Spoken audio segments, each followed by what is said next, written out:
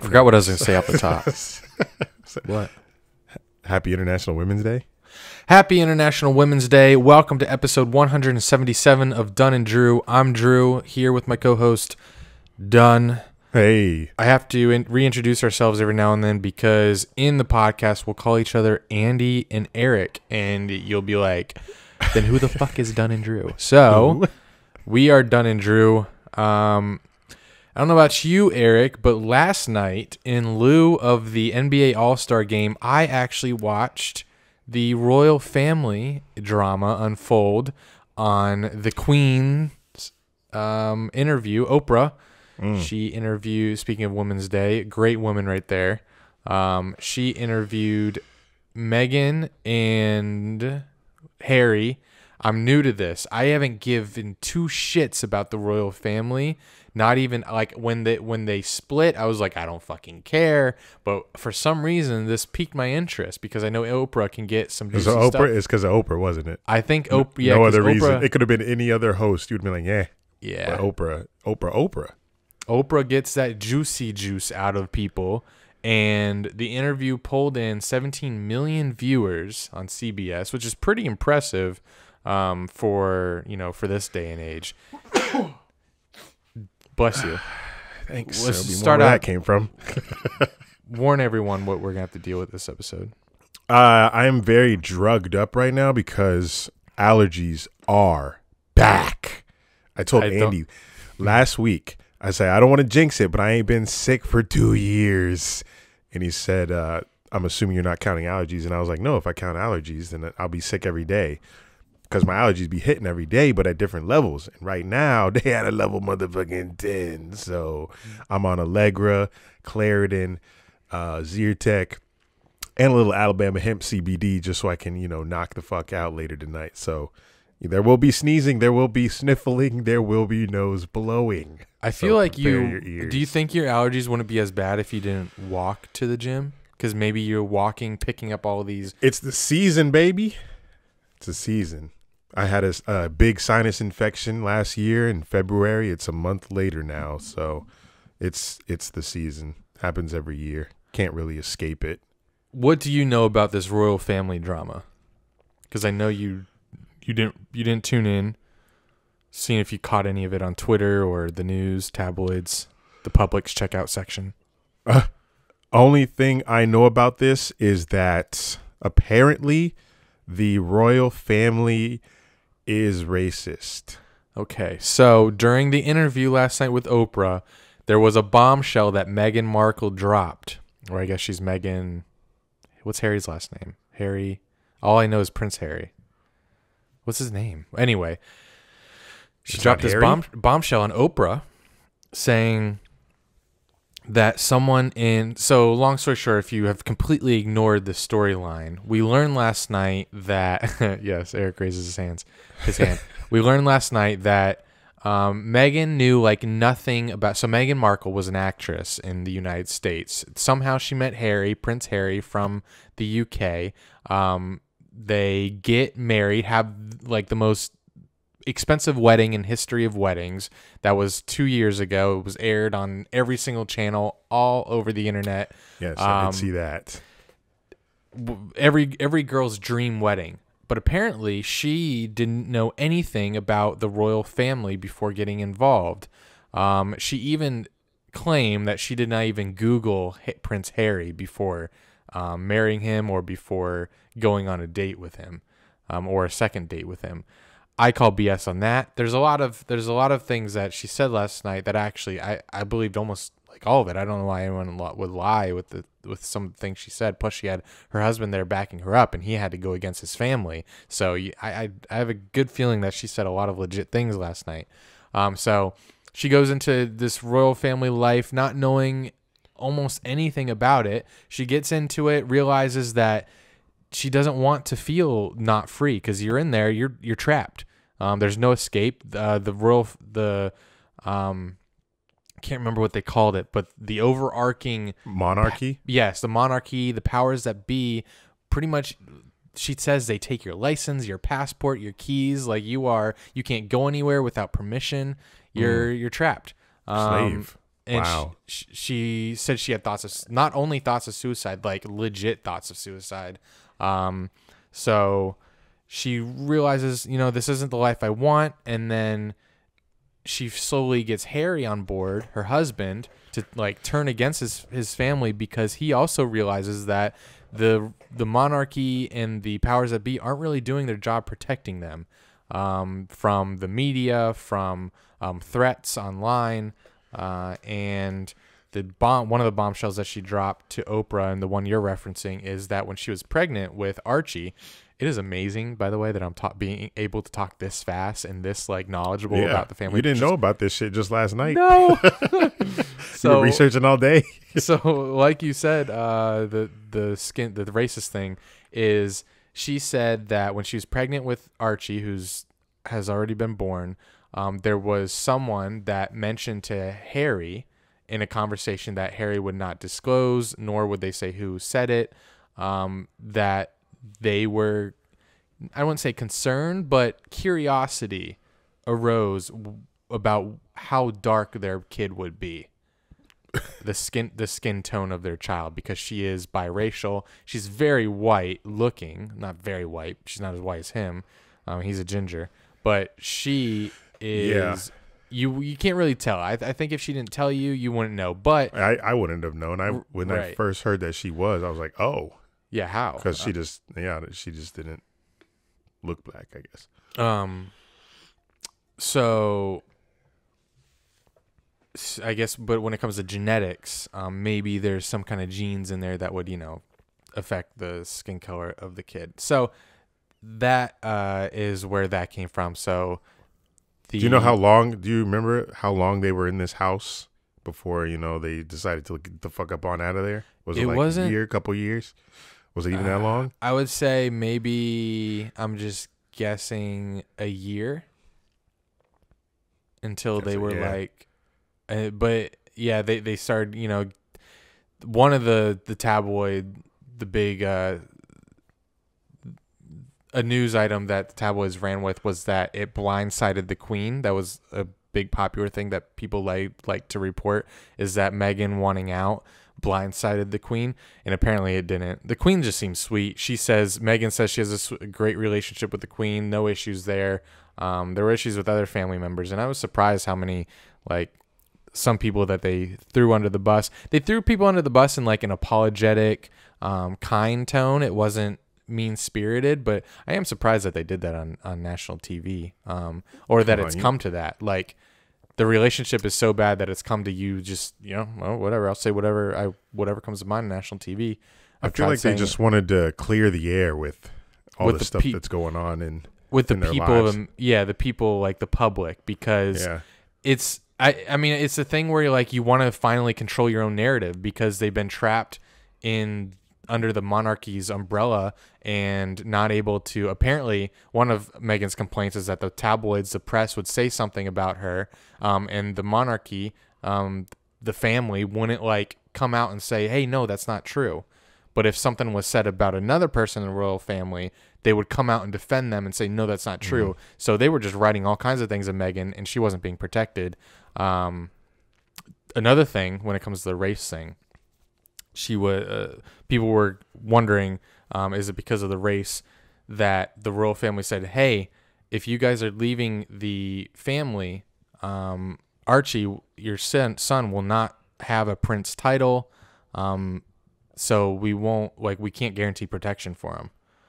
So that was another thing she's like, this is like the great grandson of the Queen, and you're not gonna what do you mean? What do you mean protection? Like security? Yeah, security. Shit? So every other royal family would so they took their security even when they left the royal family, moved to Canada, and I mean, it's not like, they lose their connection with the royal family. They're no longer living there, but he's still Prince Harry.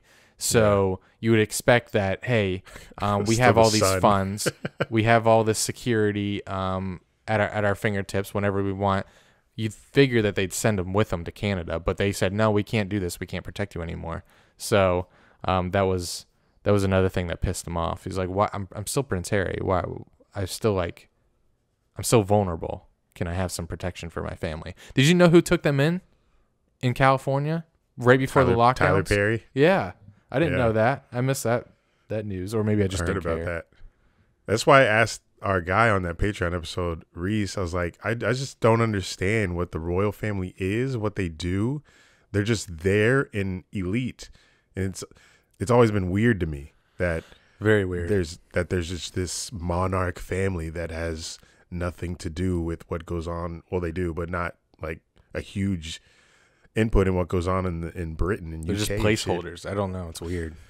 Just like you got a whole queen out there, and she's just a public figure, like the Pope. Like, is the Pope? I don't know. See TikTok be coming at us? But does the Pope make laws and shit? Is the Pope just out there praying and shit? How you guys have a podcast? You don't know shit. How many times I say it's not an accuracy podcast? I saw a clip from young Meghan Markle when she was on Nickelodeon. Did she say the N-word? No, but apparently, I guess you can. Never mind. I guess it was this infomercial Nickelodeon did with her and like a couple other girls. She had wrote a letter into the owner of Procter & Gamble because they put out a dishwashing commercial that one of the lines in the dialogue was, women all over the world are doing something with dishes or cleaning dishes or something like that. So she wrote a letter to the owner of Procter & Gamble and said, hey, your commercial, I didn't like what it said about women. It assumes that only women do dishes. Can you please change it to people? And the owner ended up changing it 3 months later or something like that. And at the end of this infomercial, Meghan Markle was like, if you feel like there's something out there that's not right, you can send a letter to the right people and you can make a difference not only for yourself, but for like a bunch of other people out there. So fast forward to today, she's taking her own advice from childhood. Yeah, one of the quotes she had was that she felt like she was like before she entered the royal family, she was so vocal on women's rights, but when she got there, she was like silent. And then, and then Oprah said, "Were you silent or were you silenced?" I did see that clip on Twitter. People were like hyping that line up on Twitter. They were like, you could tell Oprah was feeling herself after she said that line. Yes. Were you silent or silenced? With the T at the end. Yeah. Silenced. And she did a little eyebrow raise. Mm-hmm. Yeah. Yeah. It was a good one. Someone replied to that little clip and said, Oprah would know, and it was a picture of her next to Harvey Weinstein. Yes. Yeah. Yeah, they tried canceling Oprah when this Harvey stuff came up. So just going through the ratings, because I found this very interesting. An average of 17 million viewers watched the 2-hour, I'm one of them, the 2-hour telecast from 8 to 10. My parents are one of them, 2 of them. Oh, yeah? Good. I bet your mom ate it up. She like it? I didn't talk to her about it. Oh. I'll ask. Give her a call live. Why are you calling me? It is Women's Day. The program sold 30-second commercials at the rate of $325,000, and CBS paid $8 million for the rights. I think they made that money back. So the 17 million viewers, fell well below Oprah's most watched interview. It was a 90-minute sit down, and I've watched this before. Have you seen her 90-minute or her interview with Michael Jackson? Yes. Very fascinating. She asked all kinds of questions. Nothing was off the table. She even asked him if he got like nose jobs because it was a big topic, and he obviously did. He said, "No, yes. I never touched my nose. I never would do anything to my face." She also asked if he bleached his skin. He obviously said no. So in this interview, 62 million people watched that one on ABC. What a queen! That is she insane. could still have a child sex ring. For all we know, she's a very powerful woman. She says they live right down the street from each other. Oprah and Harry and Meghan. Really? That's just crazy. I think Ellen probably also lives in that neighborhood. Ellen. They're not in Canada anymore, right? Right. They had to move before the lockdown because they were afraid of getting trapped. I wouldn't mind being trapped there. Canada in the winter? Yeah. Yikes. Jokes. I'm a Florida boy.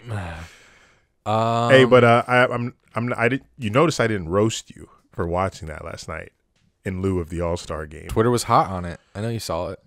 Yeah, I was. I'm not shaming nobody for watching that. You know, if it was The Bachelor, you know, I might have said something, but you good in my book. Appreciate it. I fell asleep on the All-Star game anyway. Which we'll get to. Yeah, I flipped back and forth. All-Star game. I did see what I needed to see. I saw on Twitter which was basically the half-court shots from Steph and Dame. Like, yes. That's just so stupid. Were they back to back? What a team LeBron put together. Yeah, they were back to back. That's so. They also had back to back alley oops. They each had caught an alley oop dunk, and then they went back to back deep threes. How do you feel about the way they score? It's like they start over every quarter. I don't get it, but they did it because of Kobe. Because at the in the fourth quarter, they take the cumulative score of the top team's score in the first three quarters, then add 24, and that's the score you have to get to in the fourth, and you win. What? Yeah, it's weird. So like quarter 1, 2, and 3 don't fucking matter really, but unless you like blow them out. But even then, like, it doesn't really matter. Okay. It's stupid. Just but score. It's a Kobe tribute. No, but they did this last year. And he died last year. It's just a new way of scoring. You know, so this team won the first quarter. This team won the second quarter. This team won the third. I thought they started that scoring because Kobe. What did Kobe have to do with that kind of scoring? Because they added 24 at the end, at the fourth quarter. They could have paid tribute to Kobe so many other ways than this weird rule. So I don't think this rule came for Kobe. It did. I'm pretty sure. Okay, let us know. It only started last year. Okay, that's when he died. That's when. Doesn't mean that's 24. Why would they pick 24? Kobe died. Let's come up with this weird fucking rule for the All-Star game. I'm sure that's where it came from. That I smell cap, guys. Please let me know that I'm right. I know you guys will. Let us know on Twitter or Discord or Snapchat. Hired a new intern, didn't we? We did. I'm looking it up. Fuck. Because I'm too confident right now. I had to look it up. Search NBA All-Star such and such. I know. I'll do I know it what to look up. NBA All-Star. Yeah, I'm on my phone. Okay. NBA All-Star Game format explained. The rule changes the NBA instituted for 2020 All-Star Game helped bring a level of intensity fans haven't seen for quite some time. What is the NBA site? It's propaganda. Provide an exciting end to the expedition. It's no surprise then that the league is keeping the format in place for another year. How will the All-Star Game play out? Blah, blah, blah, blah. All right, so let me just do a little quick search for the word Kobe and see if Kobe is even mentioned in this article. Oh, yeah. NBA, so Team LeBron and Team Durant will compete to win each of the first three quarters of the game. Those quarters will be the standard 12 minutes, but start with a 0-0 score. At the beginning of the fourth quarter, the game clock will be turned off and a final target score will be set based on the leading team's cumulative score throughout the first three quarters. That target score will be the leading team's total score plus 24 points. Okay. I get it. The NBA decided to incorporate 24 points into the target score to honor Kobe, who died in the helicopter crash last year. Okay, so it looks like they came up with this rule, and then they said the 24 points at the end. So if you're down, losing to then what the fuck is the point of? There's no point. There's just like, hey, there's no point. It's like they add 24 to the cumulative score at the end. If you're down 30 in the fourth at the start of the fourth, it don't matter. If you can pass the team and get to the target score first, you're the winner. Yeah. So there's no point of saying this team won the first quarter, this team won the second quarter.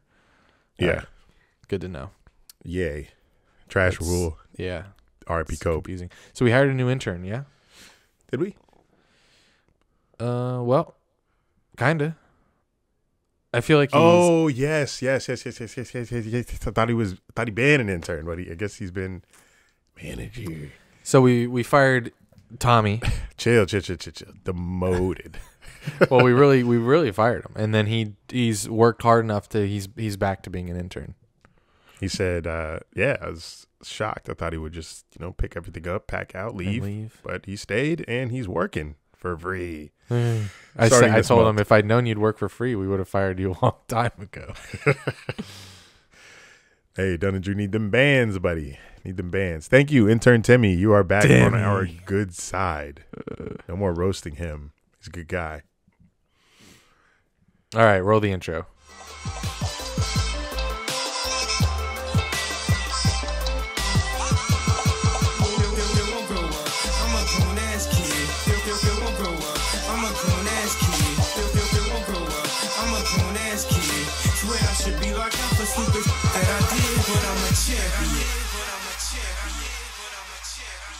All right, and we're back. Got some shout outs to give y'all. Shout out first of all to Jordan the Real. He is what he says he is. He's the real. Oh, hold on one second. No music for the shout outs? Oh, thank you for the reminder. Hit the music, intern Tommy. We are the kings of my business.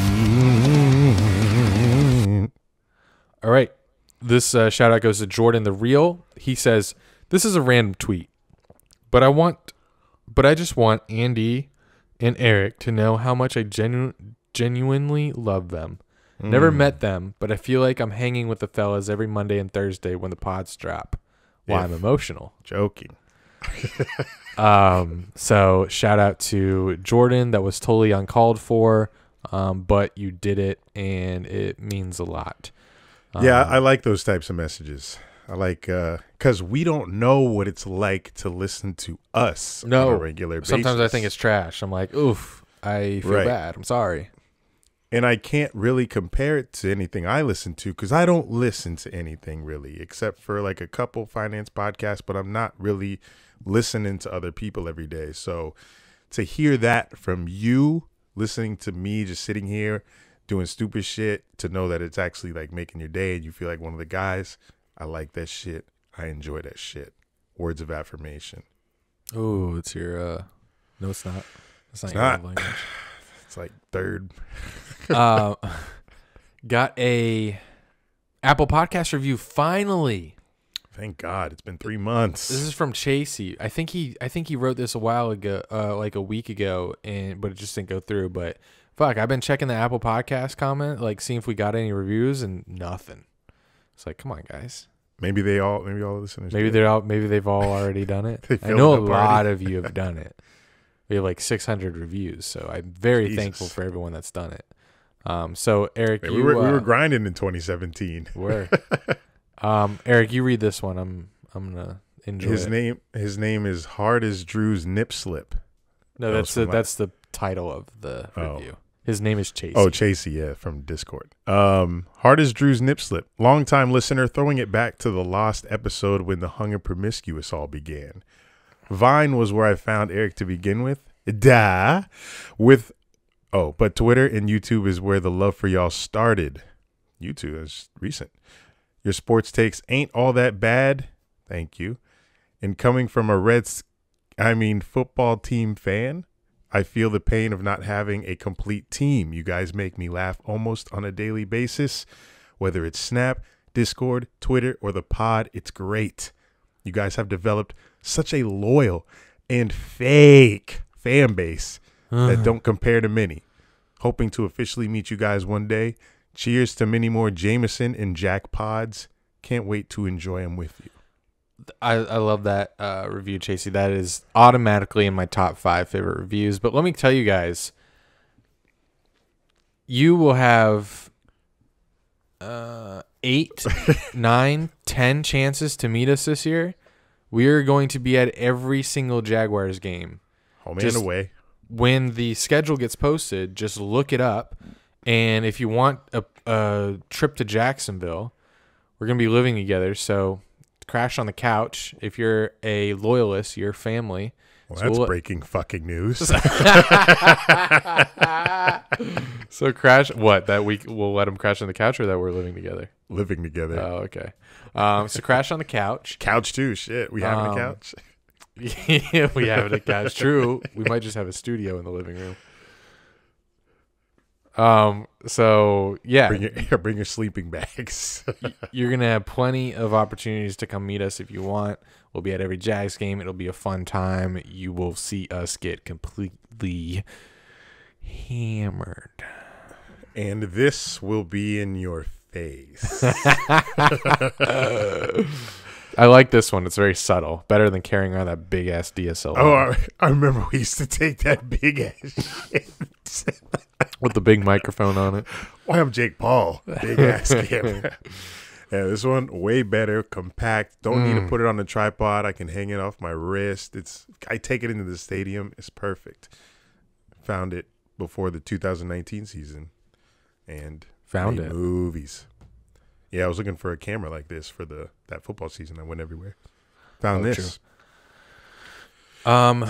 Support of Dunn and Drew is brought to you by Manscaped. As always, we're happy to announce that they have re-upped with us for another 4 months. Yes, through June. That is exciting, but we still need your support to keep this thing moving. So if you ever need any reason to shave or to make yourself smell better, please go this route. We're begging you. I'm no shame in saying that I'm begging you.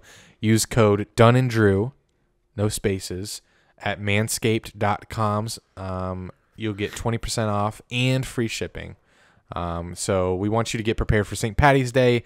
With Manscaped, you're going to get a little lucky. Manscaped is a global leader in below-the-waist grooming and the official sponsor of us on this show.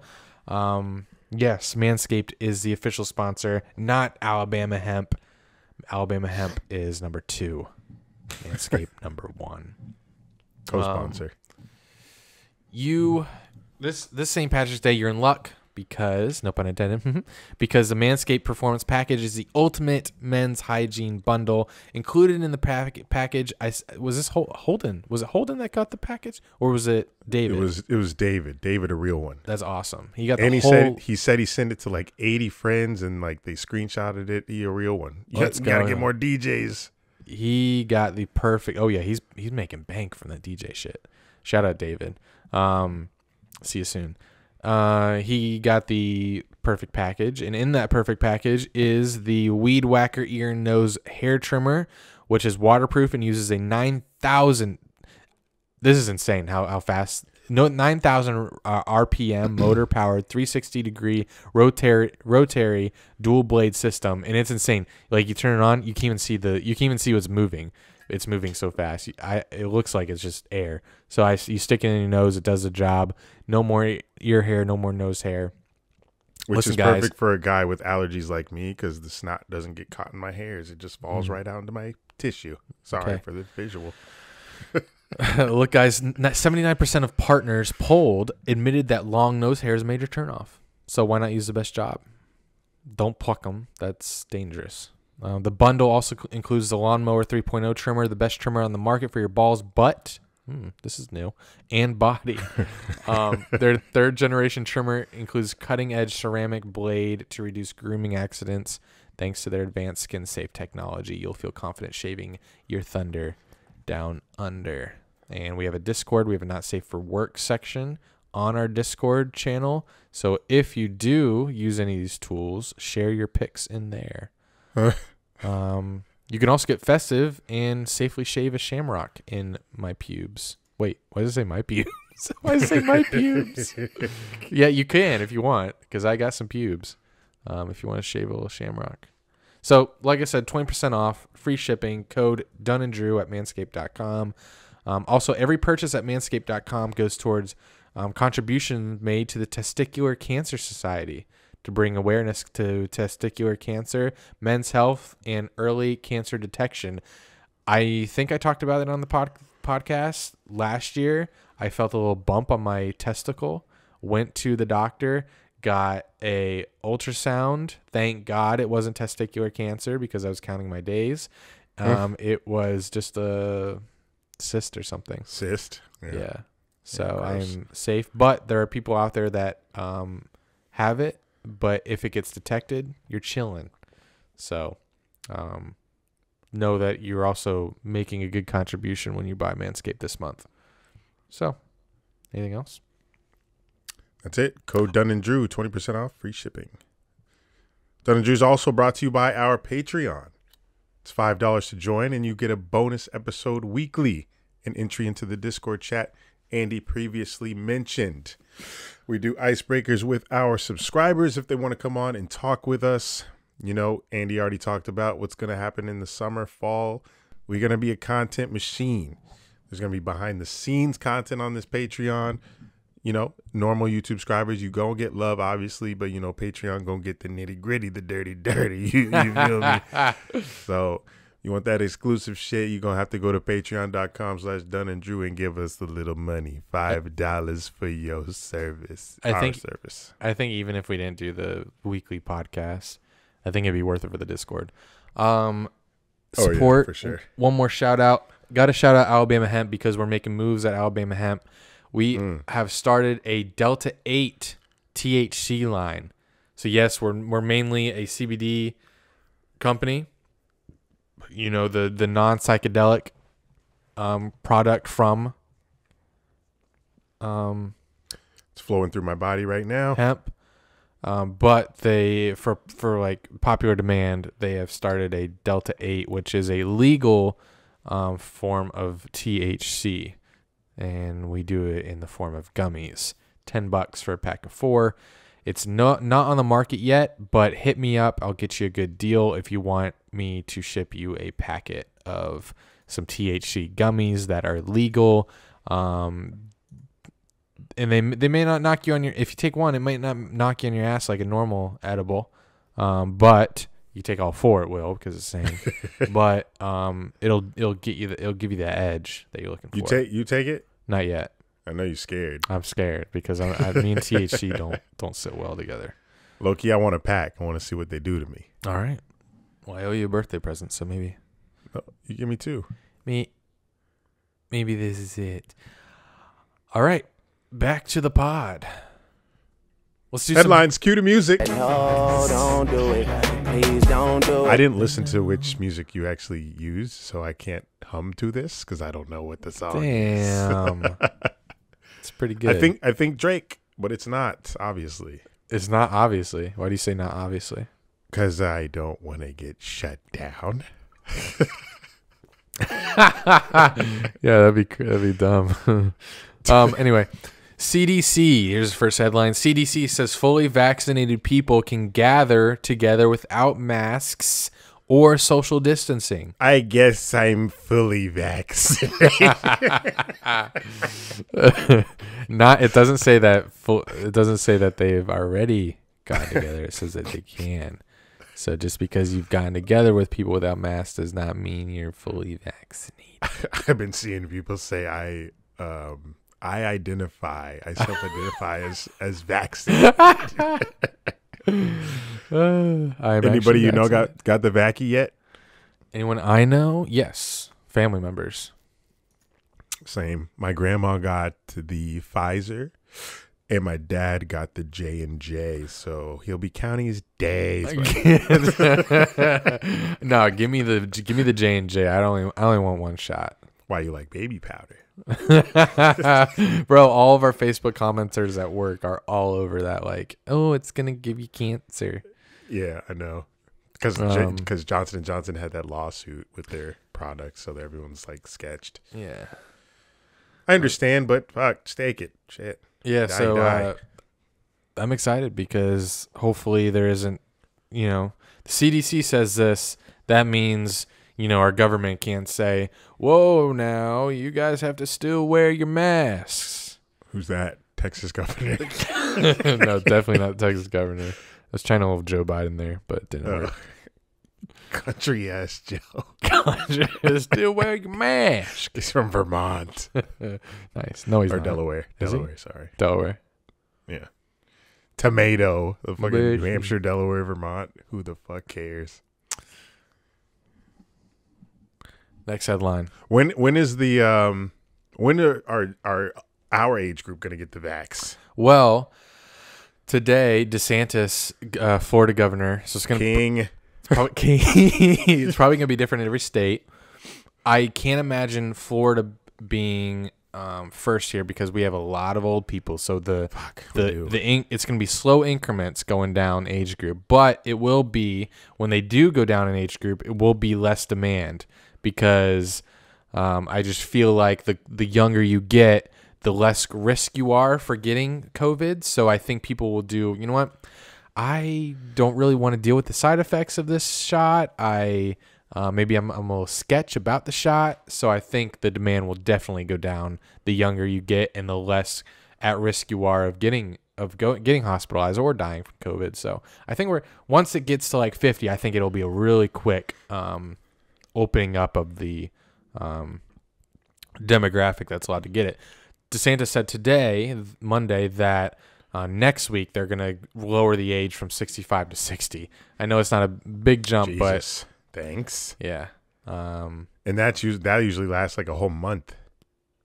Like the age demographics. Well, like I said, I think it'll speed up the lower that it gets because I think the demand will go down the wider. 40 to 59, 25 to 39. Need to speed this up. I'm ready to get shot. Yeah, I have trips planned, bro. I really want to get shot before May. I got April, I got May, I got June. I got all fall. I think there's a good chance, but I don't want to go right before I'm about to get vaccinated. I don't want to go on a plane. But good news will be that a lot of people will be vaccinated by the time we go. So people around us are vaccinated. Do you think they'll require vaccinations to travel since they're released now, or they'll just assume, hey, most people got them? There's too much money to go into travel. Yes, that's what I like to hear with my Delta shares. God, you're in the stocks. This is a financial podcast now. Yes, it is. It is. Oh, I got to add something in the NFL. Dak Prescott. Oh, yes. Dak got his money. I can't wait to talk about this one. Yeah, here's a headline. Papa John's ex-CEO, I guess this is John, says he's been working for the last, this was dead ass. There's a tweet and I didn't think it was real, but the clip came out, it's real. Papa John's ex-CEO says he's been working the last 20 months to get rid of this N-word in my vocabulary. We have the audio, right? Yeah, I have the audio. Play it. Because when I saw the tweet, I thought, okay, I get it. Fake tweet. It's funny. Yeah, I didn't. Because it's a funny headline. Yeah, it's a hilarious headline, but it's one of those headlines where you're like, it's not real, but still made me laugh. And then I heard this. Back to a few years ago when you start to see these headlines coming out and smearing your good name. How did you feel at the time when you were seeing these headlines? Your good name. State of shock. Unbelievable. I couldn't understand it. I mean, again, you have a public board that paints its chairman complicit, passive, or active. They paint the founder as a racist. They know he's not a racist. It's just unbelievable. And I used to lay in bed just going, how did they do this? And we've had 3 goals for the last 20 months to get rid of this N-word in my vocabulary and dictionary and everything else because it's just not true. Figure out how they did this and get on with my life. If Papa John's would just say, hey, we got in a hurry, we didn't follow proper. I feel like I get what he's trying to say. I don't. Because he said he's trying to get rid of it, but then before that he said they're trying to paint him as a racist when he's not. But then he goes on to say, I'm trying to get it's rid in of my this. dictionary. It's in your whole dictionary. It's not even in Webster's. How is it in yours? So we're joined now by hold on. No, I'm trying to be Anderson Cooper. How's he sound? All right, so now we're being joined. So now we're being joined by Papa John's ex-CEO. I guess his name is John. He got a whole ass pie holder. Papa John's is joining us because reports that, he said he was framed by the company, but he also says he's working on not saying the N-word anymore. Welcome on, John. Papa. What would you like to be called? Thanks for having me. I'd like to be called John. Okay, Anderson. John. Thank you. Well, thank you for joining us today. What message, if you have any message to give to the American people? It's been a while since you've been in the spotlight. What have you been doing since we've seen you last? I see you still got an apron, and looks like you're still making pizza. Yeah, I think there was an article that came out about 2 years ago that said that I'd just been in my house cooking pizzas, that I ate like 40 pizzas a day. That's true. That is true. So I've just been cooking pizzas and staying low since that news came out that I was a racist, Anderson. And you're saying you're not a racist? I'm not a racist. I had one conference call with my board of directors, and the N-word slipped out because one of my biggest board of directors members said, "Why can't we sell pizzas?" And I said, "It's because these niggas don't like Papa John." Oh, John, I don't mean to interrupt you. I don't mean to interrupt you. I can say that on your network, right? CNN, Colored News Network. John, I don't mean to interrupt you, but it seems like you're not doing a very good job of eliminating that word from your vocabulary. I'm trying, Anderson. Like I said, well, you're on national. I don't think you are, because you're on national news right now, and you'd think that you'd be able to hold back saying the N-word, but you didn't. You just said I was just quoting what I had said on the phone, and that was 2 years ago. So I've been trying to work on that, Anderson. So I've been in the mirror every day, just like gritting my teeth, trying not to say the N-word. Like I try to tease myself with the word. So I look in the mirror and I'll say, but I won't say it. And that's how I'm training myself not to say it. Also, I don't surround myself with any Negroes. Oh, there I go again. I guess I'm going to have to try harder, Anderson, but I'm telling y'all, I am. I'm really trying not to say this. I'm from Indiana. We grew up saying the shit. How hard is it? You say it's hard for you not to say the N-word. How hard is it for you to say the N-word? You said you spent 20 months, the last 20 months trying not to say it? It is. Like when you come from a background like mine, farm town, Indiana, you making pizzas your whole life. That's all you hear in the kitchen. It's in my blood. It's in my nature. It's in America's nature. Like I'm trying, Anderson. And if I can get a coach or something to help me not say it, then by all means, I'll take one. But it's just, I'm not a racist though. I'm working on it. I need to sit down with Shaq because he owns like a couple Papa John's. Maybe he can help me. Do you think you can make enough strides in, you don't seem to come very far away in the last 20 months. Do you think you'll be able to make enough strides while you're still a working man to get back into the pizza game, or do you think it's over for you? I wouldn't say it's over for me. I'm still making money from the Papa John's brand. Just stepped down as CEO, but I'm still out here flipping pies and. So you're still making money from Papa John's. How is that? Stocks. Money, I put money away, man. What you thought this was? I'm a wealthy white man. I can keep making money all my life in the United States of America. So if I can just work on clearing my reputation, Anderson, I'll be back in business as a CEO. Well, I don't think you're making many strides coming on this show, but we appreciate having you. Well, I disagree, Anderson, but thanks for giving me the platform. Maybe next time you guys can give me Van Jones and he can give me some words of encouragement, because you ain't helping me. You ain't helping my situation. But I'm just going to keep making these pies and selling them, and you can do you. Okay. Thank you for coming on. Yep. Long ass interview. It was a very interesting one, so we had to keep going. Happy International Women's Day from Burger King. Burger King UK. Actually, I think it was Maine. Maine. No, it was UK. That's it was Maine. Is cat? That's why we fact checking each other this episode. Is Burger King UK? Maine would not tweet this. Main BK account, bro. You see, when we see what UK's up to with the monarchy. But yes, Burger King on brand.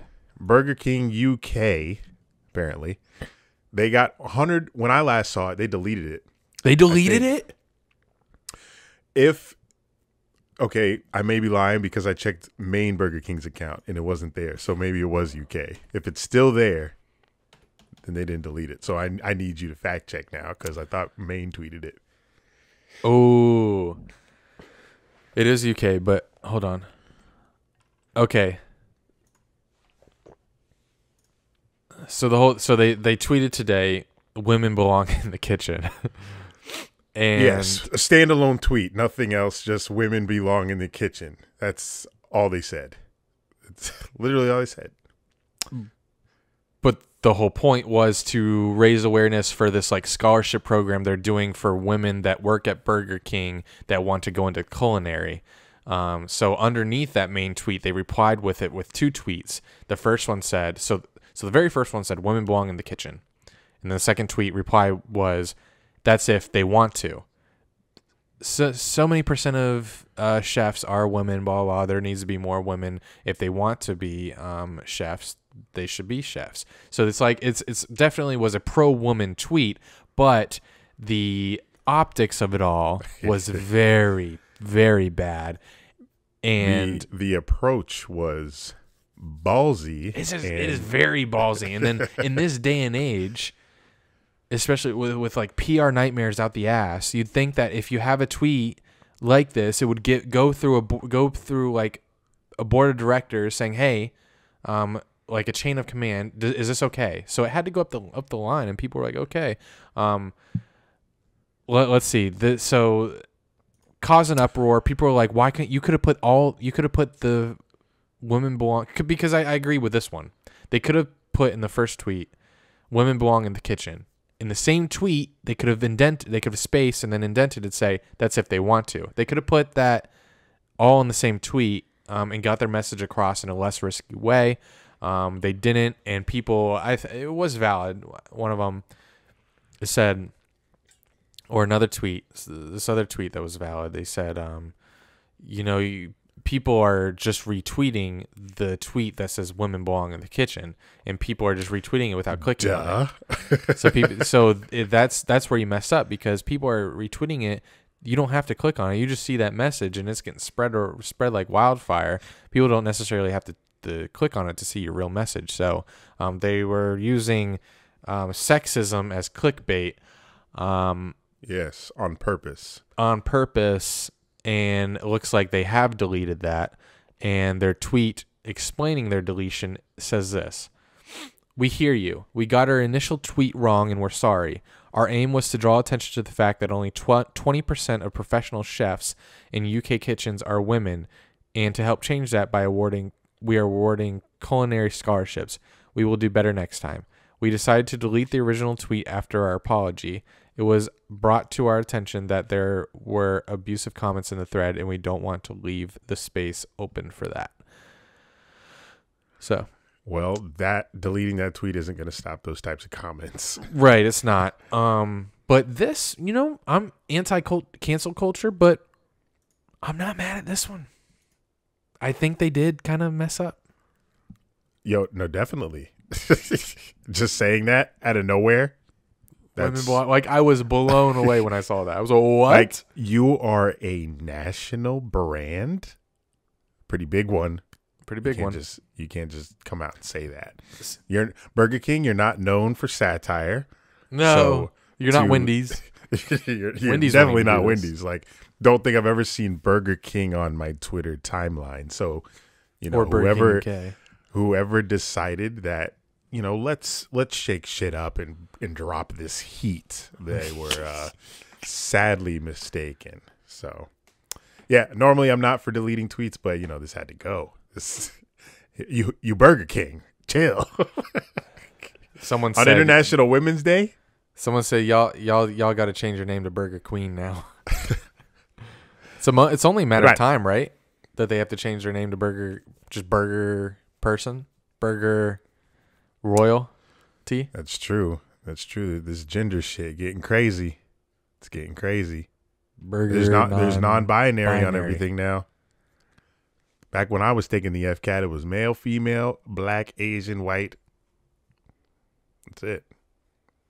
And we got 25 things.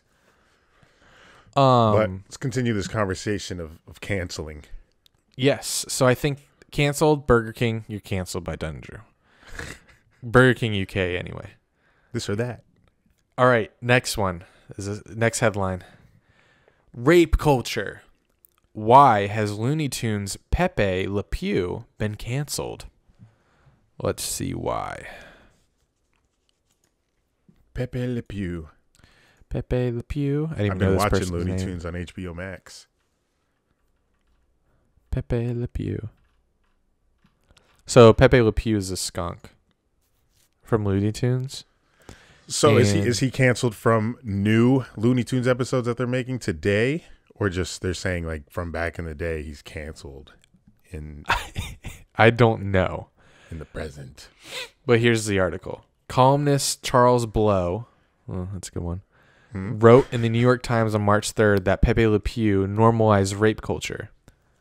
Actually, let's just read. Charles Blow penned an op-ed piece for the New York Times that discussed things like racism and sexism in media that made for children earlier this week. In the column titled "Six Seuss Books Bore a Bias," Blow pointed out that problematic undertones were lingering in quite a few cartoons and other media made for children to consume. Some of the first cartoons I can remember, including Pepe Le Pew, who normalized rape culture.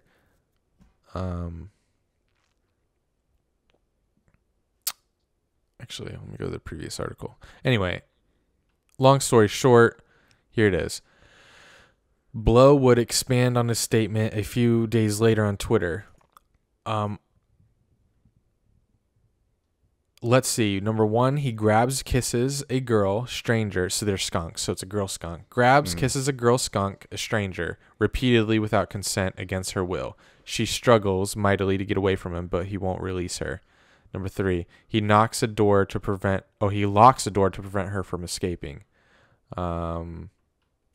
So I don't know if you can see this. Did you click on the link? I did. Trying to find where the video is, because there's video of it, and it's actually, I would say this cancellation stands. Even Dave Chappelle said something about it. He said comedian Dave Chappelle has also called out Pepe Le Pew. Called out, it's a skunk. Dave Chappelle has also called out Pepe Le Pew many years ago while on stage. He talked about watching the cartoon character with his nephew. I'm watching Pepe Le Pew, and I'm old now, and I'm like, good God, what kind of fucking rapist is that guy?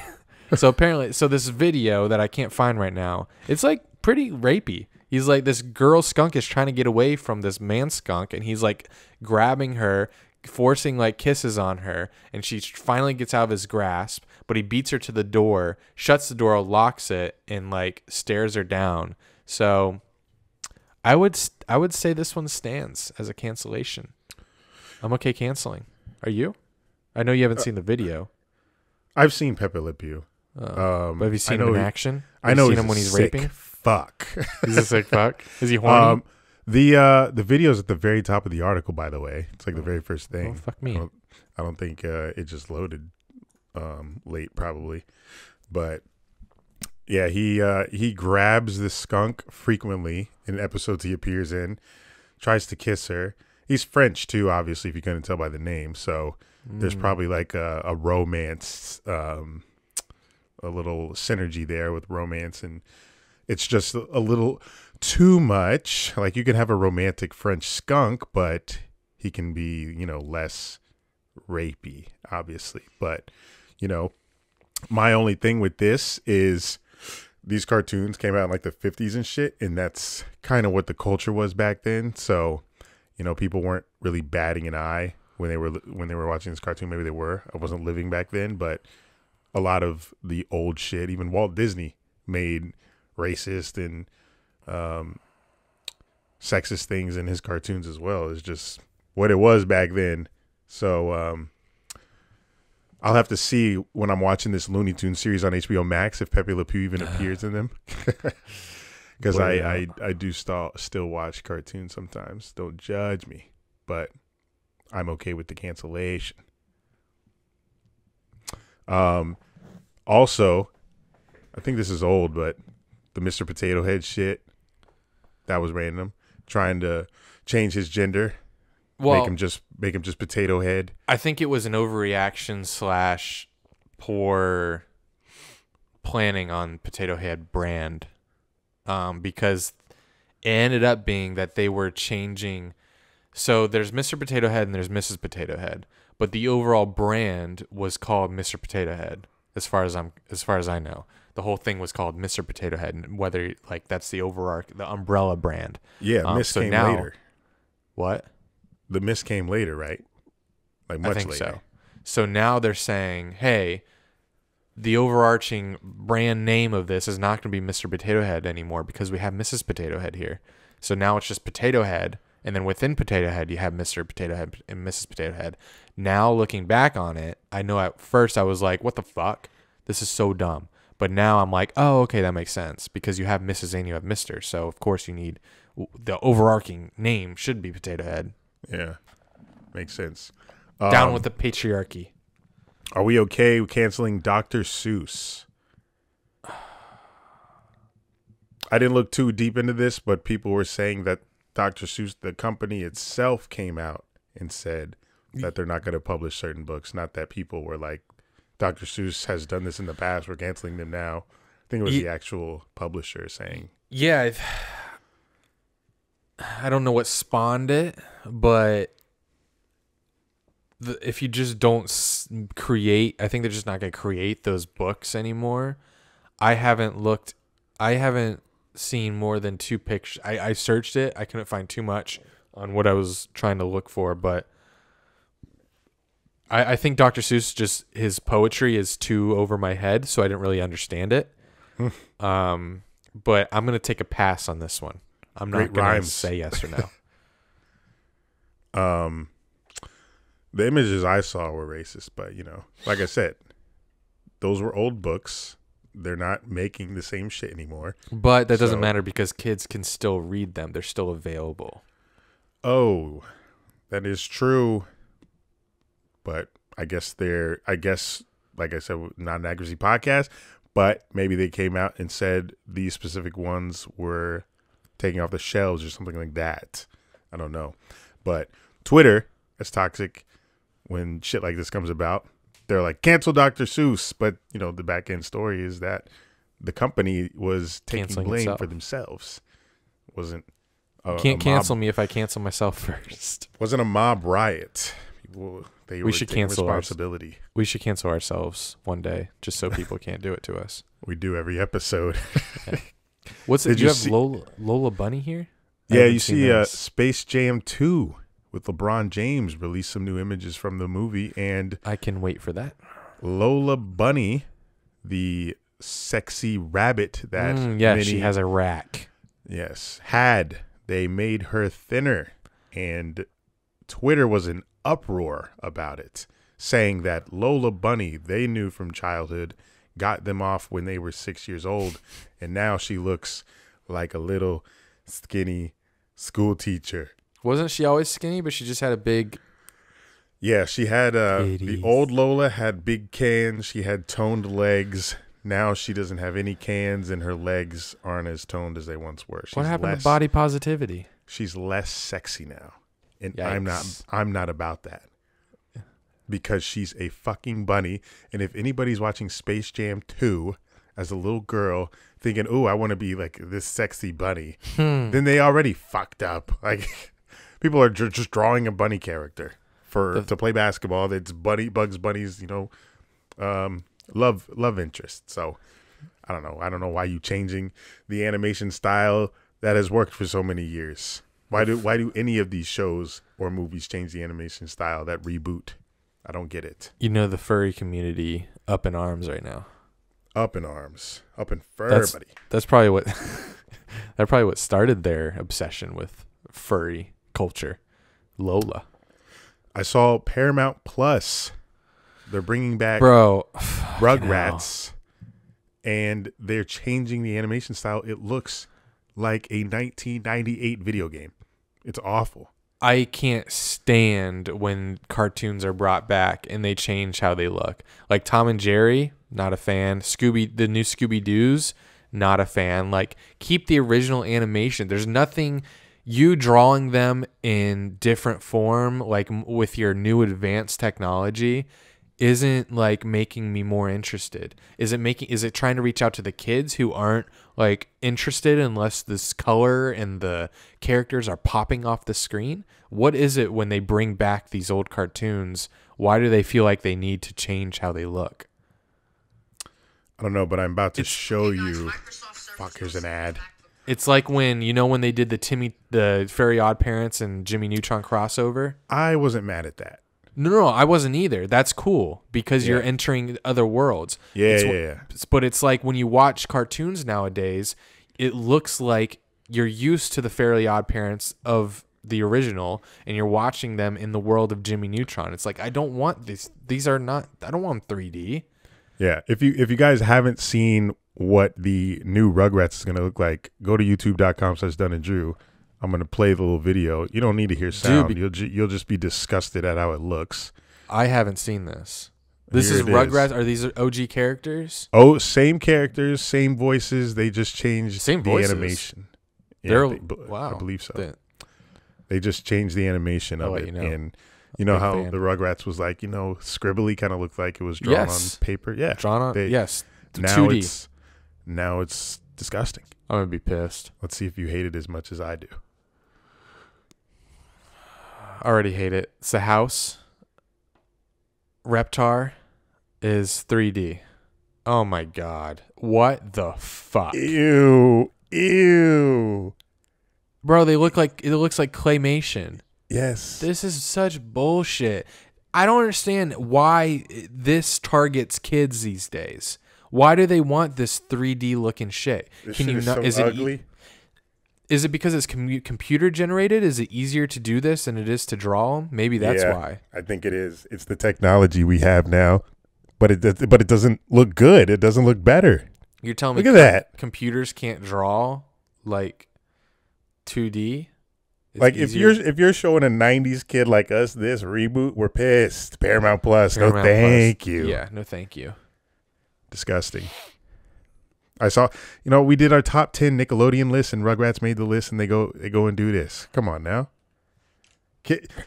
New kids don't deserve that. They don't deserve you doing Rugrats like that. I'm not a fan. Not a fan. I hope Rocket Power never comes back and they ruin that. Woogie, woogie, woogie. But anyway. How long do you think it's acceptable to have a roommate at our age?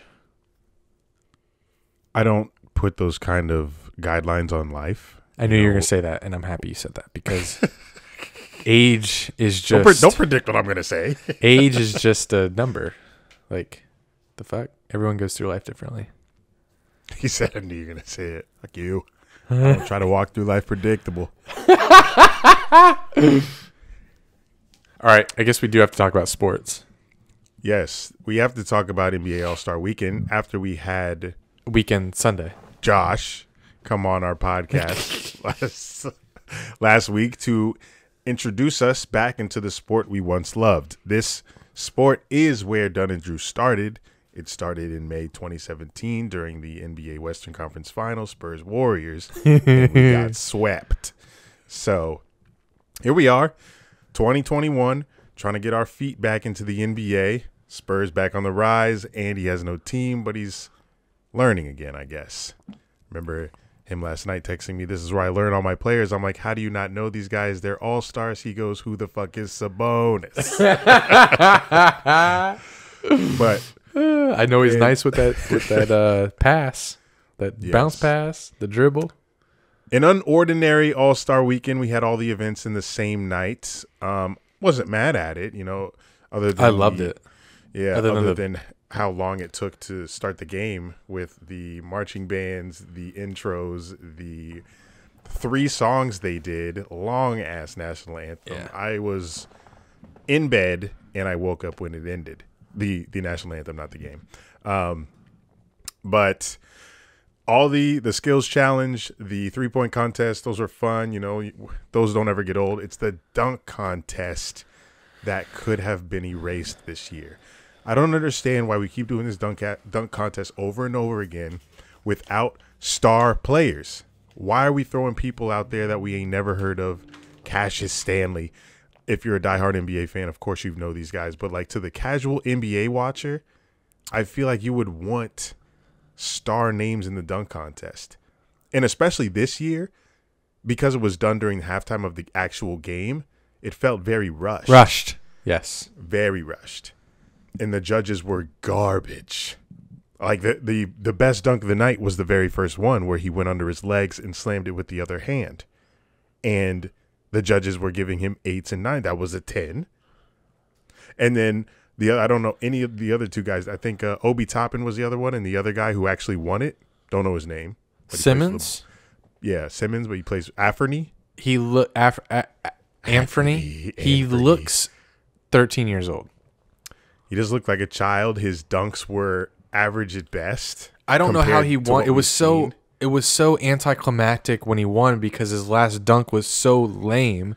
He did the thing where he took the ball off the backboard and he dunked it. And he was gonna kiss the rim, but he backed away because he was scared. Yeah, it was so bad. Dunk contest last year was lit, wasn't it?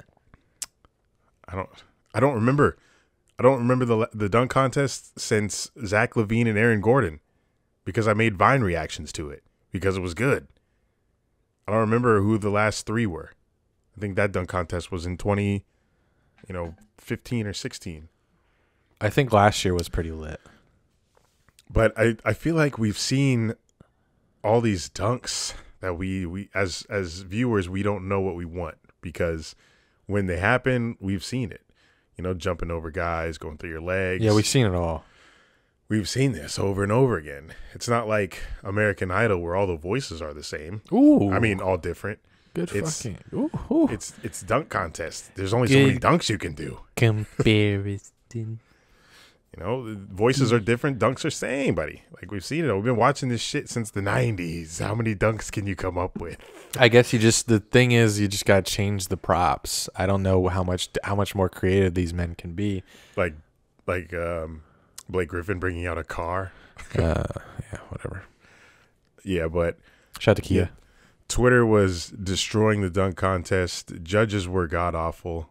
That was just awful dunk contest. Probably worst one in dunk contest history. If I can be that bold, if you'll allow me to be that bold, I'll allow you. But other than that, you know, I enjoyed it. I enjoyed the skills challenge. It was short, quick to the point. 3-point contest. Curry's a god. Well, that 3-point contest stole the night, just because it's like you have the fan favorite. That's where you stopped watching and watched Oprah. you have the fan favorite that comes into the 3-point contest every time, and they seem to never win. So when Curry was able to like do what he does in game in the 3-point contest, it was like hell yeah. And the fact that it ended on his last shot was so sick. That had me thinking he was counting like while he was shooting. He's like 2 here, all right. Missing on purpose. Curry's that good. I feel like he could do that. No. That was so cool for him to nail the last shot. What shocks me about these 3-point contests is that when these dudes are shooting around, warming up in actual games, all these shots go in for the most part. I don't ever see the guys miss and shoot around before a game. So when they come into this 3-point contest, I'm like expecting every single ball to go in. The fact that they miss so many times, I believe it's a combination of just pressure, obviously, and the quickness in which they have to shoot one after another. Those two things combined, I feel like, is why they would miss. But for Curry to go out there and drop 30 just that quickly, boom, just throw it up, boom, throw it up. And like I was watching his form and how the ball spinned off of his fingers, because we don't see that in the game. I was trying to focus on that shit, and that shit spins crazily.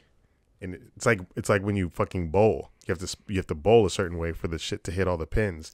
That's how he shoots. It's artistic. Ball wasn't even hitting the net. It didn't. It just went right through. But the net didn't even move. So dumb. I get that kind of shot every 300 shots. Yeah. It's crazy. Pure. It's beautiful. I tweeted if Steph Curry don't win the 3-point contest, he's a fraud. So put the pressure on him. Sure. But he got it. I fell asleep during the third quarter of the All-Star game. Was not feeling it because of the scoring situation we, previously talked about. Like first quarter, second quarter, I was like, should have watched Oprah. They just be out there jogging and throwing up alley-oops. Rudy Gobert's so boring. The All-Star game is just so dumb. Until I guess the last. Who won? And was it close? LeBron's team won by like 20 plus. 20 plus? Wow. Giannis was MVP. LeBron's boy of the week, Curry, by the way. Yeah, Giannis didn't miss a shot. He was like 34 points. And they weren't all dunks. Like he actually shot threes and shit. Oh, wow. Yeah. But he was MVP. Yeah, when I saw people tweeting like, Giannis is 13 of 13. I was like, do it in the finals. You were like, yeah, but Oprah's on. Do it in the finals. Ain't happening. Ain't no defense in the All-Star game. Blake Griffin on the Nets. Is that scaring you?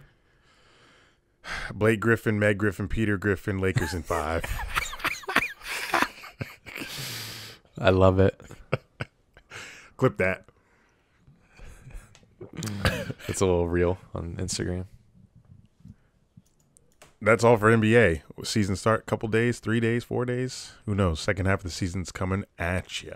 I do want to see like if Blake Griffin's career gets revitalized on a team like the Nets because everyone's saying he's washed and shit. But the man was on the Pistons. Like who on the Pistons has been good since 2005 when they were good? Nobody. So yeah, I can see this being like a JaVale McGee going to the Lakers kind of thing. All right. What do you do on the Lakers? He was a good contributing role player.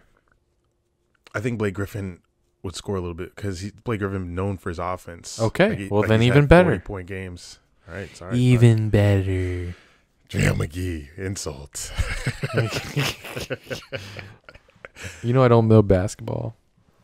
Blake Griffin, alley-oops. If that's apparently he hasn't dunked since 2019. I don't know how true that is, but people are saying like he literally hasn't dunked since 2019. So I'm sure you'll get one with Harden and fucking Kyrie on your team.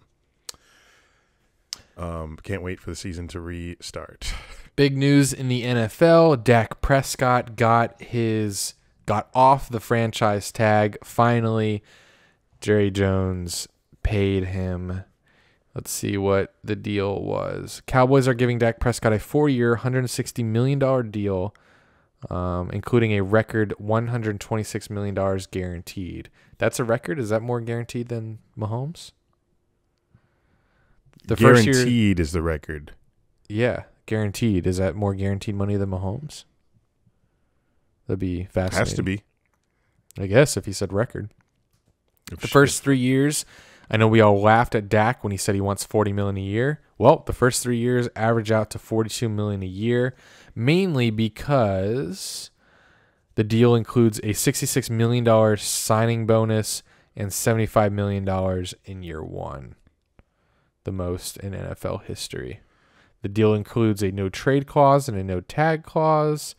That signing bonus is literally when you put pen to paper. That's what you get. So yeah, so he's gonna sign, and Jerry's gonna say, "Well, here's $66 million fucking dollars." I can't imagine. What is that? Is that direct deposit? Is that a check? I don't. You can't transfer that much money? Where do you deposit that? I'm interested. Now that this is a financial podcast, we need to get an NFL agent on the pod. Where would you put that? Offshore account? Because bank accounts usually have a cap on how much money you can keep, and banks are only insured up to a certain amount. So where are you throwing $66 million? Yeah, where does that sit? Can you open your bank? Dak got Chase, Wells Fargo, Bank of America. You got $250 in each. Doubt it. That's a lot. It's a good question. Probably throws it in investments. Honestly, I was listening to a podcast, and the guy was Adam Shine, he's pretty adamant that Russell Wilson is not going to be a Seahawk. He's either going to get traded this offseason or next offseason. He pretty much guaranteed it.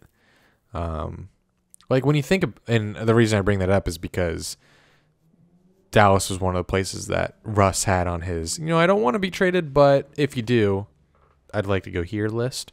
And this has crossed Dallas off. So I think your boy just said that to swing for the fences and hope to hit a home run. So when Dak Prescott's new deal in Dallas is up after 4 years, he will be 31 with the chance for an even bigger payday. That's fucking crazy. Should have went to NFL. Should have. But can you throw? You're too tall. You're too big. One league source told Schefter on the Prescott deal, "You know what this is? This is Jerry Jones tipping off the extraordinary TV deal that is coming." Whatever. That's corny. I don't think. Well, I love when Schefter reaches like that. Like he tries to be cute. Shut up. These news networks are going to have a field day with this Cowboys Oh story. my God. I don't even want to. Tell me how undisputed it is tomorrow. I don't watch that shit anymore. You don't? Why not? I got ESPN in my rants. What a segue. Oh, Rants, Raves, and Reviews. What you got? Rants. ESPN. They're having Dr. Fauci on First Take. Fauci. I was in the gym today. I always put ESPN or FS1. They have it on the TVs already in the gym. So you do watch Undisputed. Naturally, it's on with no sound. But I saw a little Caption? Saw a little promo, little card, comp card. Fauci, picture of Fauci with his mask on. First Take this week. I think First Take. They have everyone on that show. I know. I missed the ESPN when I woke up for middle school and high school, and Stuart Scott was on, going through all the scores that I missed for going to bed early, for being a little boy. I go to bed earlier nowadays. But you do. It's an unwatchable network now. I get my highlights from Yahoo Sports app, NBA, and YouTube for NFL, because NFL puts together these like 7 to 12 minute highlights of the show or the games. So ESPN, get that shit off my screen. If I want to listen to political takes, I'll run back an episode of Dunn and Drew, because we got the heat. I want to hear Max Kellerman and Stephen A. Smith's opinion about what's going on in the world. I got my own opinion, and I like mine better. ESPN, canceled. Oh, all right. I got a rant. My rant is chest exercises, because every time I try, because my chest is lacking. It's lacking big time, and I'm afraid my arms are gonna pace my chest. And my problem with my chest exercises, because every time I try to do dumbbell presses, push-ups, wide push-ups, at the end I'm like, man, my shoulders and my arms are killing me, but I press my chest right here, I feel nothing. It's like takes so much for me to try to feel something in my chest. I want pecs so bad. What do I have to do? Well, you're doing it wrong. Shut up. Well, I wasn't going to say that, but that could be half, and the other half is shut up, Alex. Increase your weight. Your dumbbells are 15 pounds. No, they're not. They're 20. Yes, they are. 20. I know you're stronger than 20 pounds. But even then, I'm doing push-ups. I mean, who gets sore from push-ups, really? I've never been sore from push-ups, even when I was a fat fuck. Like, I would attempt 5 push-ups. I wouldn't be sore. I think you just...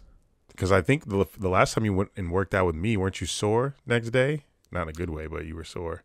I was, or but I don't know hurt. if my chest was sore. But I'm trying to get my chest to be sore because I need these pecs.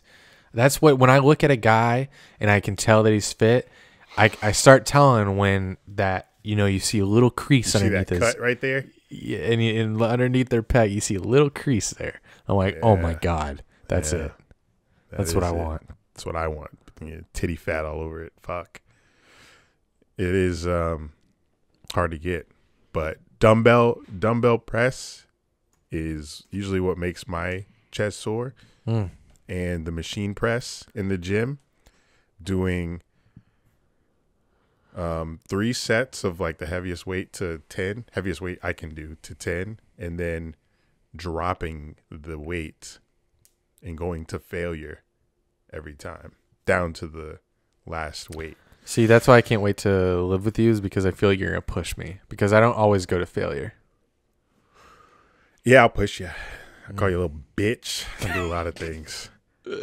Don't be a pussy. You can't live with no bitch. Well, I'm gonna have you swole. God, and then I hope and then so. I'm gonna knock the beer out of your hand. I'm like, not this week. We got The whole week? we got the Ravens. Yeah, you gotta wait till tailgate, Fuck. so it hits harder. You can drink during the pod and at tailgates, but you got to be clean during the week. My daily wine. That's gonna be our deal. You're about to get a wake-up call of how much wine I drink.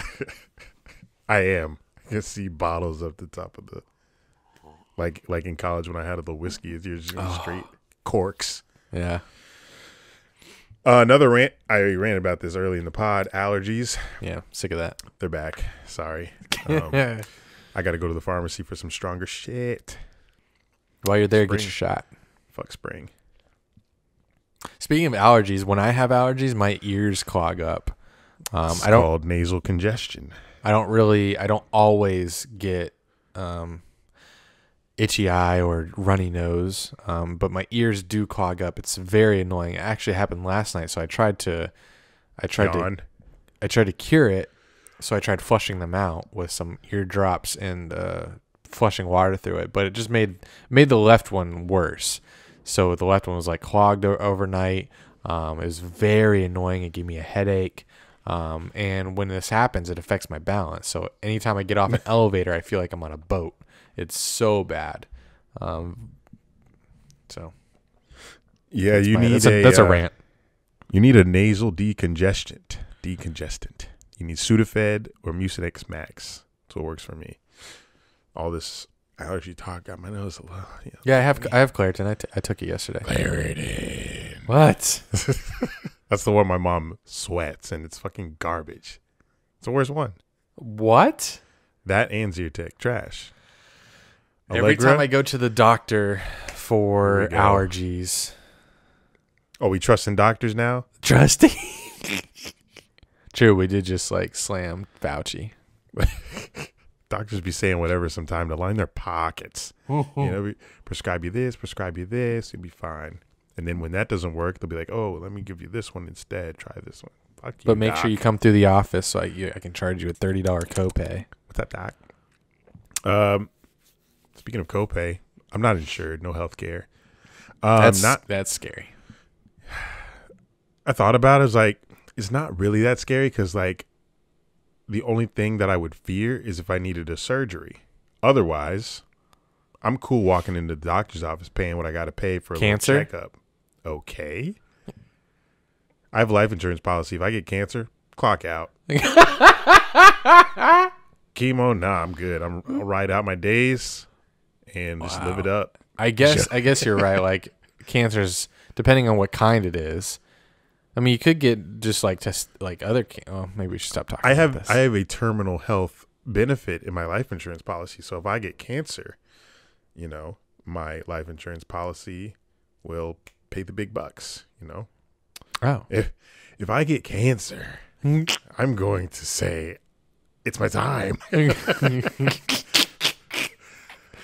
I shouldn't say that because I'm sure there's people out there who have family members that have actually beat cancer, and they're probably very ecstatic about that. So but I have no health insurance, so is going into piles of medical debt worth life? good question. That's what I have to ask myself, because those chemo treatments are probably not cheap. If anybody has a family member that has had cancer and knows that number, let me know so I can prepare. Raves. Cancer's not a rave, but I have a rave. my investing progress. I don't think we talked about investing on the last pod. It was on the Patreon, but I was going to wait and not pull from, I have this account with my cash reserves for the house I eventually want to purchase, right? Explain that to me, because you tried to explain. I don't understand. Cash reserves. What are you talking about? It's just another word for savings. Like when you said, is moving in together going to affect my savings? When you say savings, that's my cash reserves. And I don't want to touch that. So, because that's for, a midterm goal of 3 to 5 years of getting a house. So that's my cash reserves. Savings, I don't have. I have the cash reserves and I have my investment accounts, which I guess are savings because you can pull from your investment accounts other than your retirement accounts, which are savings, but they're retirement savings specifically. But I pulled from the cash reserves bank account that I said I wasn't going to start my account in the investment funds that I mentioned on the Patreon because they had the minimum balance of $3,000. And I was like, I've got this sitting in this account right now. I'm not buying a house, in the next 2 years now. So let me just pull from this account, start this investment fund, and see where it goes in the next couple of years. And I did this because the book I was reading, it inspired me to do it. And as I kept reading more, the skepticism and the questions that I have about, should I pull this money to do this? They kept getting answered. Like every chapter I kept reading, he was literally answering the questions that I had about, finance. And I love when that happens. And I ended up transferring another lump sum amount from the cash reserves. So I took 50% of the big lump sum money that I had saved for this house and I put it into my investments. So I feel like it'll be best served there in an account that will grow rather than just sitting in the high yield savings account because I won't be touching it. So books, they change my life. Every time I read a book, I make a move. I make a life move. Make a move. They powerful, man. I feel powerful that my money's about to be in the stock market. Yeah, I'm reading a book too, and it's what's that book called that I'm reading? How to say everything you need to know about saving retirement. Everything you need to know about saving for retirement. And I guess it's teaching me some things, but it's basically just convincing you to get the ball rolling. So if you guys are listening, I know we're going to talk more about this on the Patreon episode. So I know you're young because that's most of our demographic. You need to start saving now because the way that these accounts work, the earlier you start, even a 10-year difference can be the difference between having $500,000 when you retire to having $1,500,000, just because of how these accounts double so fast. It's like that question: would you rather me give you $1 million right now, or a penny a day for a month, but every day that amount doubles? And most people would say, give me the $1 million. But if you do the math, you'll learn. Let's do 1 cent. Was that in the book? No, I remember this. Times 2. So you have, I just typed that in. So you have 2 cents. You have 2 cents on the, let me get a calendar.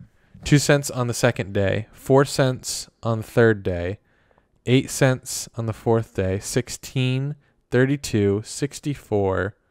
All right, now we're into the whole 64 times 2, 128. So you have $1.28 on the 7th day. That's in a week. You already got $1. Yeah. So, but you're trying to get to $1 million because that's what you passed up. Right. Times 2. Now you got $2.56 on the 7th day. So you're Why you going to $1 million? times 2. Now you got 512 cents. So you got $5 on the 8th day, and still you're like, oh my god, almost 10 days in, I don't even have fucking $10 yet. Of course I'm taking the $1 million. Just wait. Times 2, you have $100. Oh, I'm sorry. No, you have $10 on the 9th day. Times 2. You have 2,000 cents on the 10th day. Times 2. 4,000 times 2.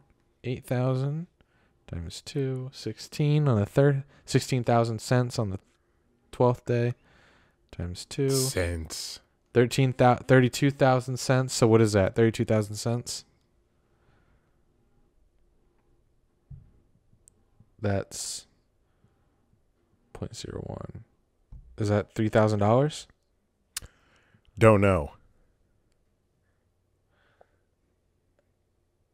And we're not even out of the first month yet. I'm not. Times 2, times 2, times 2. But the actual 2. stock market math, guys, is that Times your 2. money will Times 2. double in Times 5 2. to 7 years. Times 2. So the Times more you 2. put in that bitch, the earlier you 2. start, you're going to be chilling Times 2. in like 20, 30 2. years. Times 2. If you start at age 25, age 45, if Yeah. you're putting your money every single month, you're going to be eating. Oh, that math wore me out. Just trust me. You want the pennies, because it eventually will. It's called compound interest. Yes, the beauty of compounding interest. It's The longer it sits, the more money you make. which is why I decided to take that money that's in the account, not doing shit. It's like getting 0.50% interest right now because interest rates are down. So I threw it in the Vanguard account, and I'm going to let it sit there for at least a year. Because if you withdraw your money within a year of putting it in there, you'll pay a higher tax on it. It has to sit at least a year. It's like when you buy a home with an FHA loan, you got to stay in it a year. But going to do that because of our new living deal. So I was like, okay, we have a year lease. Let me see what happens in a year in the market, and we'll see what happens. I'll update y'all in 2022 spring. And I don't like to disclose my finances to the world, so that'll be on the Patreon of how much I took from my cash reserves. Well, you still have to tell the Patreon how much you. We have a few bags you have to talk about on the Patreon that we haven't disclosed. What bags? We mentioned a couple podcasts ago that you're like, oh, I'll talk about that amount on the Patreon. Thought I did. I guess I wasn't listening. I don't even remember what bags it is now. I don't either. Papa But Murphy's? Those have been over, pretty sure. State Farm as well. Ooh, maybe it was a State Farm one. I never revealed that. I don't know. I don't think so. Mm. Wait, what was the you had to do a picture, right? Or a video? Just I don't think you pictures revealed and some that. stories. I don't think you revealed that. Interesting. I'll ask much? the Discord. Okay. I'm curious. Yeah, Patreon. You gotta. I think you already sub. told me, but Yeah, you should know. But another rave. My mental health's impeccable right now. why is that? Impeccable. Why is that? I just am feeling good and on because like this is happening so quickly for me. This road to financial freedom. You know, I paid my debt off last year in like 4 to 5 months, and now I'm already cash flowing positive and able to invest in funds I didn't even know of last year. How confident are you that the cash flow will keep coming in? Like, what are you doing? I know you have a lot of energy into investing. How much of your energy is into making sure the cash flow continues? There's obviously down months, but the thing is, which I'm grateful for, as of right now, you know, I don't expect anything, you know, but right now, like the amounts that some of these things that I do get allow me to, you know, live comfortably for months because I started saving and increasing my savings rate. So I have a year's worth of expenses saved in my bank. So if I didn't make money for a year, I'd be good. And that's just how I positioned myself since paying off my debt, because I already know that because of the work that I do in social media, there are times where I could go a couple months without seeing a bag over $5,000. So I prepare myself for that now, where in the past I hadn't, like 2018, 2019, trash years of income. So if that ever happens again, because I had such a good 2020, I made sure that will never fucking happen again. So God, you're inspirational. We'll be fine. Like, because, I'm not interested in any new ventures right now. It's podcast, it's modeling, it's trill, and it's social media bullshit. Whatever goes viral. Fuck it. Anything else outside of that, not interested. So if don't forget one of those, side hustle. That one's ezy, but everything else is really a grind. OnlyFans is not really a grind. It's have a good day. So we good over here. Cool. Good to know. All right, under reviews. Here's one. This is popular TikTok. Would you shoot up a school? Jesus Christ. Okay, so this is a would you rather. Would you rather shoot up a school and get away with it, like you're killing 12 kids, or go to jail for 50? But no one knows that you did it. No one will know that you did it. You got away with it. Only you and your conscience knows. Or would you rather go to jail for 50 years for something you didn't do? You got to really visualize what it would be like getting the gun, walking through the halls, and shooting children. Versus... It's children, though. It doesn't say grade school. I can choose a college. Oh my God. Why you pulling up to OSU? I'm mowing the Buckeyes down. I couldn't kill kids.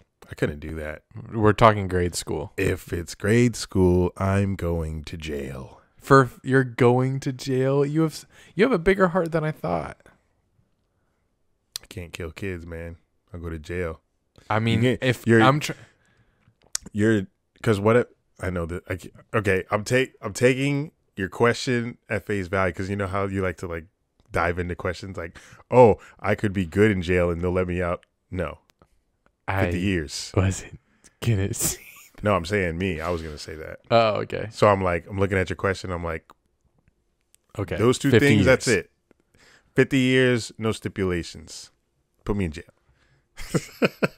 Wow. Get out when I'm 78, buddy. See where my account's at. True. You could walk out with a bag. I get out of jail and I'm fucking rich. Dang, that's a good idea. I wonder if they let you do that. Like, hey, before I go to jail, let me just deposit $10K in an IRA and see what happens when I get out. But just, oh my God, 50 years. You're 28. You're not going to get out until you're 78. Your life is almost over. But you'd rather do that than maul down a bunch of school kids. Yes.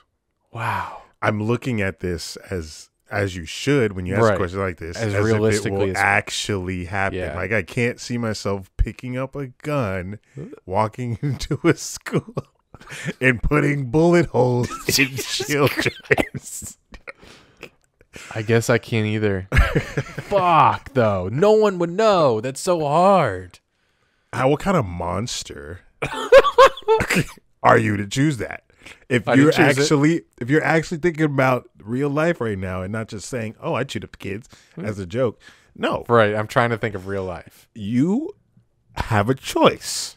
And you're holding Are the you gun. capping children and watching blood spill on every desk? I forgot about the blood. And little children screaming, guts flying. You're choosing that? I would have to unfriend you. Oh. All right, pass. Pass, you ass. Damn. That's tough. I know you asked from TikTok. Comments are funny. I bet they were. You got an answer. Oh shit! You're not walking away. Let's go to jail with me. They got TikTok in jail. I seen them. Jail for fit. Yeah, I wonder. I would fear for my mental health if We could I read together. We could be the librarians for 50 years. You know, I'm reading Harry Potter. What you checking out today, Morris? Let me Give me get that financial retirement literacy. God, jinx. What did you say? Said, give me the retirement book. Same shit Chase. to me. Yeah, if I shot, I don't think I'd be able to live with myself. I feel like I'd have some major issues. Yeah, you would. You'd I'd probably have to kill yourself But as you go once- through life, knowing that. yeah, knowing me. Knowing that you did Oh. that. And Well, getting okay. away with it and going through life, you'd have to be a sick fuck not to like feel any sort of remorse. Yeah, I guess I'm going to jail. Oh, but it would be so hard. Imagine having to imagine there's a button right in front of you, and you're like you have to press that, and they come and arrest you. It's like, that's it. I press this button. It's fucking over. No Yeah. Jags games. No more drinking alcohol. Games. Oh God, what's wrong with me? I don't say family. I don't say friends. I'm like, no Jags games and no No drinking alcohol. Wow. Damn.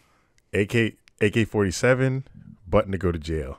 What are you picking? Oh my God. Let us know what you guys would pick. And don't just say, shooting up the school because it's easy. Think about it. Think about how those parents will feel. Think about how those kids' friends will feel. Think about how those kids will feel, scared for their lives. And then you let us know what you're doing. And let us know what gun you would choose. Oh, Jesus Christ. Oh, man, this would be funnier joke if this hasn't actually happened several Oh, yeah, times. for sure. We should have used a different analogy, like shooting up a movie. Oh, no. Like shooting up a Jesus. mall. Oh, no. Well, shit. Yeah. Church, oh, Uh, several times. a concert. Oh, no. What hasn't concert. been shot up? A My club? house. No, My a club. house. Your house. Someone goes to the... You die. What would you title this? Well, I'd use Done that and- thumbnail. I'd use that thumbnail. Jesus. Blood splattering all over. You see, It would be called "Would You Rather." The Fuck. Don Julio next to you shatters. My God. I got to review TikTok clips, ours specifically when we post. We've dropped a lot of, heat on TikTok, and as you guys know, the algorithm is very choosy. It either booms or it busts. We usually get bust, but on the videos where we are wrong or have a terrible opinion on something or give false information, Spreads like And the- wildfire. and when we talk about lists and list things like your favorite, shows, or, we list coaches or players, people like that shit, I guess, because that's what people rewatch over and over again, to give their opinion on the lists or to correct us when we're wrong. So that gives us comments. So I guess that is the algorithm hack. You need to get people's replay value, and you need comments and likes. You need all of that at a fast pace right when you upload for the algorithm to hit it. So if you hear any false information, that's pretty obvious. Don't mind us. We're just trying to get in our TikTok bag. Don't mind us. So we've been roasted a few times in the past week By children, probably. Specifically on the Bubba Wallace clip where I said that DoorDash just dipped out on sponsoring their car because they've been placing under 17th every race, when in reality, NASCAR teams have multiple sponsors a season. So I got chewed out. Didn't know there's so many NASCAR fans on TikTok. Got chewed out for roasting Bubba Wallace and DoorDash for not being a sponsor when that wasn't really the point of the video. was just saying that because he's been placing shitty. But that's what everyone ended up talking about in the comments, was me being wrong instead of Bubba Wallace being a shitty driver this season. But that's in there too. Like there were a lot of people that were trashing Bubba Wallace as well. So I'll make sure to keep bringing the non-accuracy to Dunn and Drew for the benefit of our TikTok growth. Follow us on TikTok at Dunn and Drew. And we'll keep doing lists. Do we have a list today? No. I think the Would You Rather might be good. Clip up our reactions. That's it. I think that is it. 2-hour pod. Is it? Nice. I got Love 2 those. hours. Oh, except you went to pee for like 15 of it. Any last thoughts? No. Having a good week so far? It's just Monday. I know. It is. But that's our show, guys. Thank you guys for listening. Shout out Chasey once again for the Apple review. Make sure you guys rate and review us on Apple Podcasts. Do it right now. Stop this pod. Go do it. Watch us on YouTube. Got the Rugrats clip you got to see. YouTube.com/Dunn and Drew. Subscribe to our Patreon. Patreon.com/Dunn and Drew. Got that good shit. And also, use our code Dunn and Drew, no spaces, all one word, at manscaped.com. 20% off, free shipping. You know what to do. You know where to find us. See y'all next week. If you subscribe to the Patreon, we'll see you this week. Till next time, this has been Dunn and Drew, baby. Silent or silenced? I want to open pussy smell.